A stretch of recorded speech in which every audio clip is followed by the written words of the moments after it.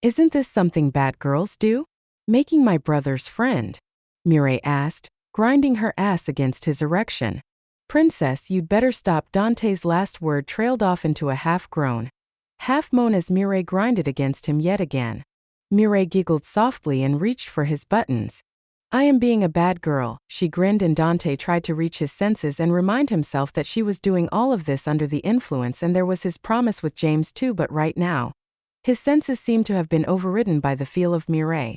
Mireille unbuttoned the first 2 buttons of his shirt and stared deeply into his eyes. Her mesmerizing hazel eyes made Dante lose it. No, Mireille. You are being a good girl for me right now. Dante's hand pulled her in, making their lips collide in an instantaneous wild kiss.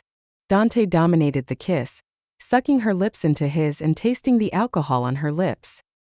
He groaned at the intoxicating taste of her lips mixed with the taste of alcohol. Hell, this taste was sure addictive. His tongue slid into Mireille's mouth and he tongue-kissed her, his tongue intertwining with that of Mireille in wild passion. His left hand was on her waist, pressing down on her waist and making her arch her back before he took a better hold of her waist and made her grind him again. Mireille immediately got the message and grinded into him gratefully. The feeling was heavenly and a soft moan left her throat, dying into the kiss and his mouth. Her body shivered against his and she suddenly could not feel her legs anymore. She was drunk, but she knew this kiss was the best kiss of her life.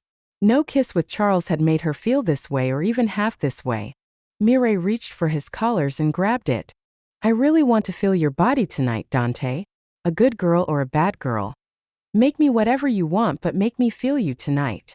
Don't talk too much, princess, Dante rasped and brought her lips back to his. He kissed her again and then broke the kiss for a few seconds to maneuver her to sit in the perfect position for him. The next day, Mireille woke up with a light headache.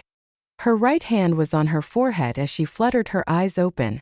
The ceiling of her room came into view first and Mireille shut her eyes back. Few seconds passed before she opened her eyes again and sat up on the bed. As soon as she sat up, memories of the previous night came rushing into her brain and Mireille gasped, recalling all what happened the previous night. She hurriedly threw the sheets off her body, falling into a state of panic for the best few seconds.